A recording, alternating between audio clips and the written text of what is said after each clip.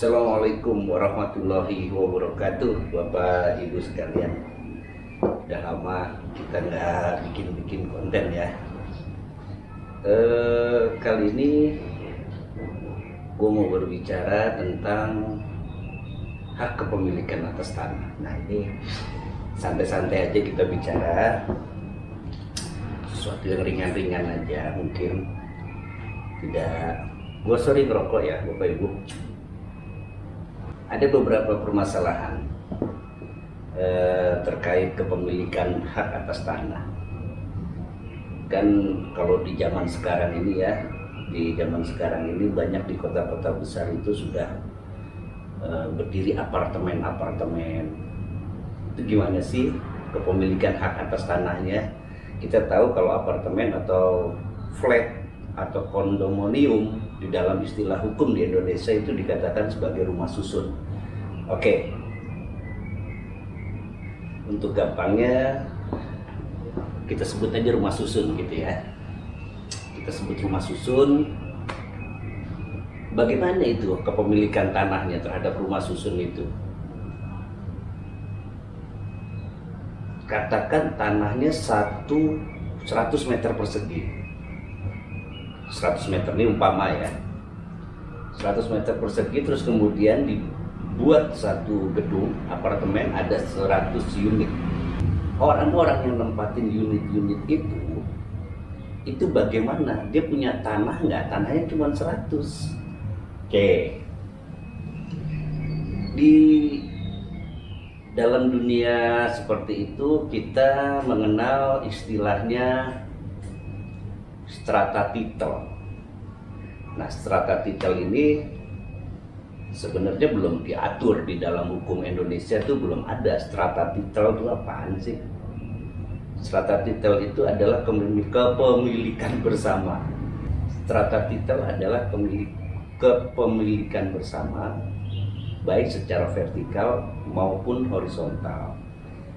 Ini kepemilikan bersama terkait dengan bagian-bagian, kebendaan, juga kepemilikan tanah. Nah, ketiga hal itu memang merupakan satu kesatuan yang dimiliki atau yang bisa dipegang oleh si orang-orang itu. Kalau misalnya ada 100 unit di dalam apartemen itu, berarti setiap orang yang memiliki satu unit apartemen itu akan memiliki dua hak ya, dua hak, cuman satu sertifikat yang sering disebut dengan sertifikat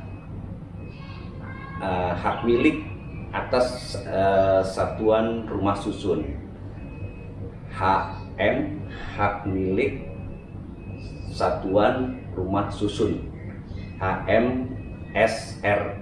Nah, HMRSS itu susah banget nyebutnya. HMSRS itu merupakan pembuktian bahwa seseorang berkuasa atau memiliki satu unit apartemen.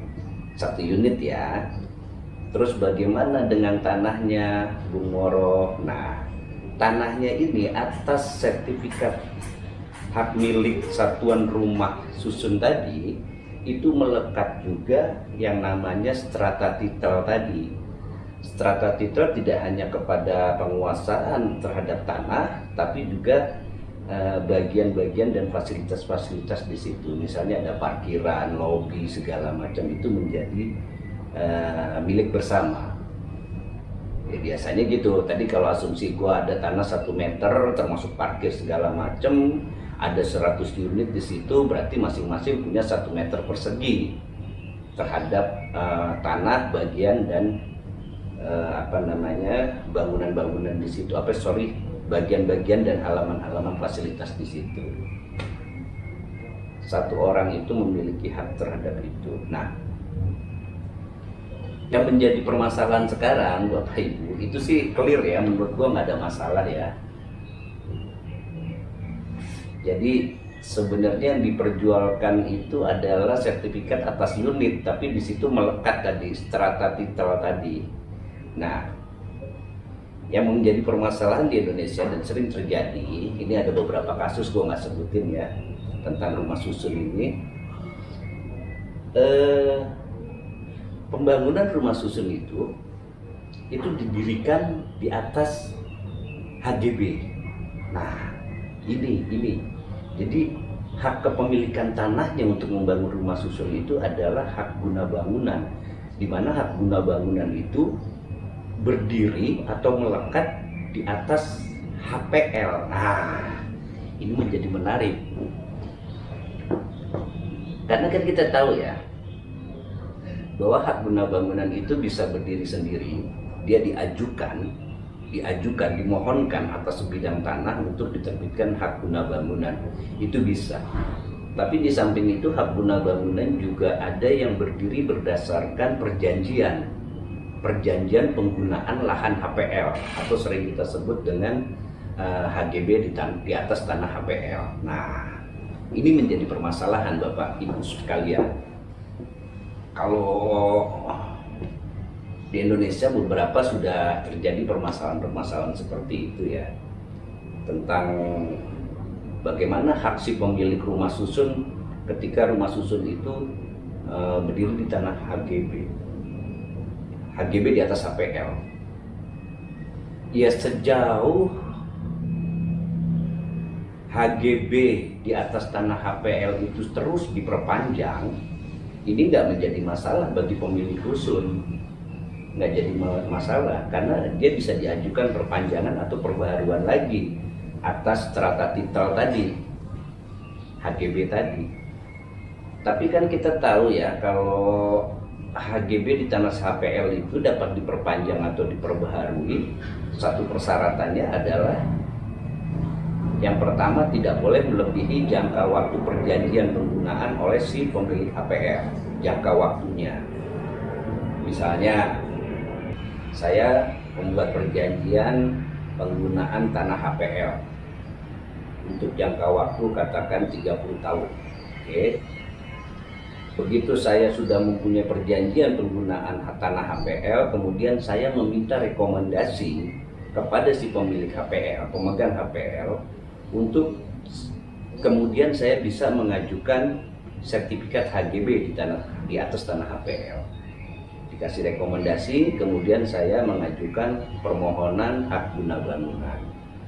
Nah, permohonan hak guna bangunan itu pun tidak boleh melebihi jangka waktu 30 tahun. Karena apa? Karena perjanjian saya penggunaan HPL adalah 30 tahun. Clear? Kemudian saya membangun rumah susun. Rumah susun, Bapak Ibu sekalian beli rumah susun saya. Kemudian Bapak Ibu mendapatkan hak milik atas satuan rumah susun, yang dimana di dalamnya melekat strata titel tadi atas tanah HGB. 30 tahun kemudian, Bapak Ibu, untuk memperpanjang HGB saya, karena kan masa waktunya 30 tahun, untuk memperpanjang HGB saya juga diperlukan sebagai syarat untuk mendapatkan izin dulu. Mendapatkan izin dari si pemilik HPL. Gitu. Nah, mendapatkan izin dari pemilik HPL itu tidak ada ketentuan apakah pemilik HPL itu wajib memberikan perpanjangan atau tidak. Tidak ada yang memberi ketentuan. Ini menjadi masalah ketika dalam perpanjangan itu si pemilik HPL tidak memberikan izin perpanjangan HGB di tanah HPL, ya kan? Jadi bagaimana kedudukan strata titel tadi, sementara yang menjadi dasar adalah HGB dan HGB-nya tidak diperpanjang gitu. Di dalam Undang-Undang Agraria, ketika HGB di atas tanah HPL itu tidak diperpanjang, itu maka hak itu akan kembali kepada si pemegang hak atas HPL. Kisruh, belum ada yang ngatur ini. Tapi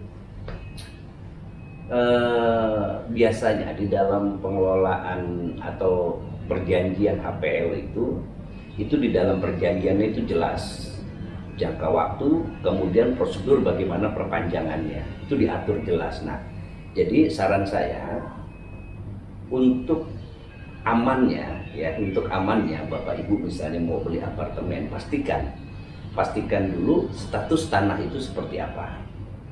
Oh, HGB Bung Moro, tanahnya HGB. HGB bagaimana? HGB di tanah HPL. Oke, perjanjiannya berapa lama? Pastikan. Perjanjian 30 tahun. Nanti kalau berakhir perpanjangannya bagaimana? Kontrak antara si pemegang HPL dengan si developer, si pemohon HGB. Itu dipastikan. Oh, misalnya dapat seketika diperpanjang atas permohonan bahwa pihak pemegang HPL tidak berkenan untuk menolak permohonan, misalnya ada begitu, udah aman, Bapak Ibu bisa beli gitu apartemennya gitu ya. Tapi kalau tidak ada jaminan memperpanjang, ini yang mesti hati-hati gitu. Jadi ya belum ada pengaturannya sih, kisruh ya, kisruh. Jadi nanti bagaimana strata titel yang kita punya tadi, apakah kemudian batal demi hukum, apakah seperti apa gitu kan. Karena kan nggak mungkin kita punya hak milik tapi hanya bangunan, sementara strata titel itu adalah melekat sesuatu yang secara hukum belum diatur bagaimana kewenangannya terhadap itu. Jadi gitu ya, Ibu, Bapak, Ibu sekalian. Permasalahan-permasalahan ini memang sering banyak terjadi karena memang pengaturannya belum ada gitu. Sudah terjadi di beberapa kasus, kalau Bapak Ibu melihat itu juga banyak, di searching aja kasus rumah susun.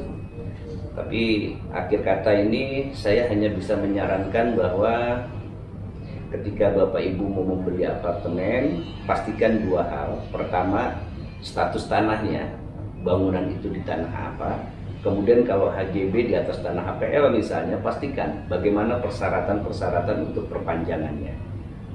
Kalau sudah dipastikan secara otomatis dapat diperpanjang, itu oke, gitu ya.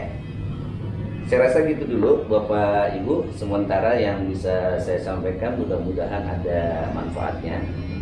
Kalau ada salah-salah kata atau salah-salah penafsiran saya terhadap ketentuan-ketentuan yang ada itu, saya mohon maaf.